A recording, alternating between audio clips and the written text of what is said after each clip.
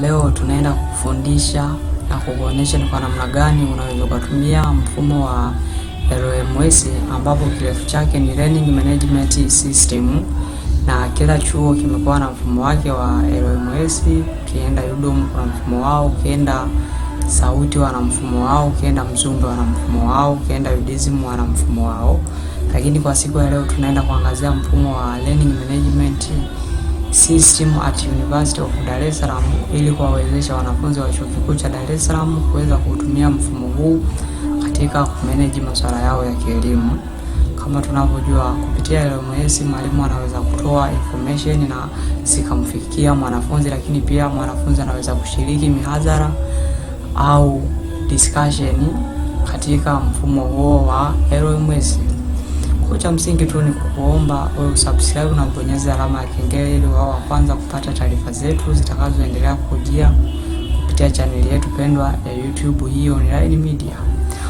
Cha kwanza, ili uweze kujifunza au ili uweze kutumia mfumo wa Learning Management System hususan kwa wanafunzi wa chuo kikuu cha Dar es Salaam, inakupasa uwe na kitu kinaitwa Chrome au Google Search. Kama utashindwa kuwa na hivyo vitu viwili, aidha uwe na browser yoyote ambayo itakuwezesha wewe kusearch mfumo wa LMS. Kwa mimi hapa nitatumia Chrome kukuonyesha ni kwa jinsi gani unaweza ukatumia mfumo wa LMS katika kumanage masuala mbalimbali ya kielimu, hususan kushiriki mihadhara au semina mtandaoni au kupata taarifa mbalimbali kupitia mfumo huu. Cha kwanza, ukishakuwa na Chrome inabidi uifungue, na baada ya kufungua itakuletea sehemu ya juu ambayo hiyo sehemu inakupasa wewe sasa usearch.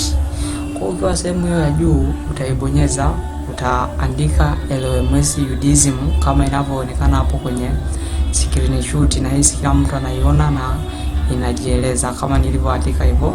Kwa baada ya kuandika Udsm LMS utabonyeza sehemu ya search, na baada ya kusearch itakuletea option mbalimbali.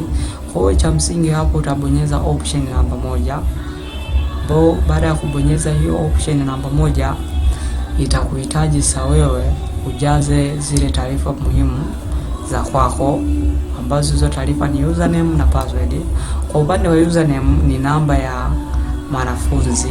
Kwa mfano kwa upande wa Udsm utaweka namba yako ya usajili pale, na zeni utaweka password, na hizi kwa wanafunzi wa Udsm watakuwa wanaijua hiyo password. Kwa hiyo kama utapata changamoto kujua hiyo password, unaweza uulize swali sehemu ya comment, utajibiwa kwa wakati ili uweze kutumia mfumo wa LMS. Kwa mara tu baada ya kujaza taarifa zako za msingi, namba ambayo ni ya usajili, admission number na password, LMS itakuingiza ndani kwenye mfumo wenyewe. Na mara baada ya kukuingiza ndani, kama itakuwa ni mara yako ya kwanza kuingia kwenye mfumo utakuhitaji ujisajili katika kozi, labda kama unataka kozi ya KF 103, unataka KF 102 au unataka DS 113 whatever. Kwa kama utashindwa kufanya hivyo, unaweza pia uweke swali sehemu ya comment, tutakufundisha jinsi gani unaweza kusajili au kuenroll kozi husika katika mfumo wa LMS. Kwa mara tu baada ya kuingia kwenye mfumo wa LMS utakutana na page kama unavyoiona hapo. Kwa cha msingi hapo, baada ya kufika kwenye page kama unavyoiona hapo, itakupasa wewe sasa ubonyeze sehemu ambayo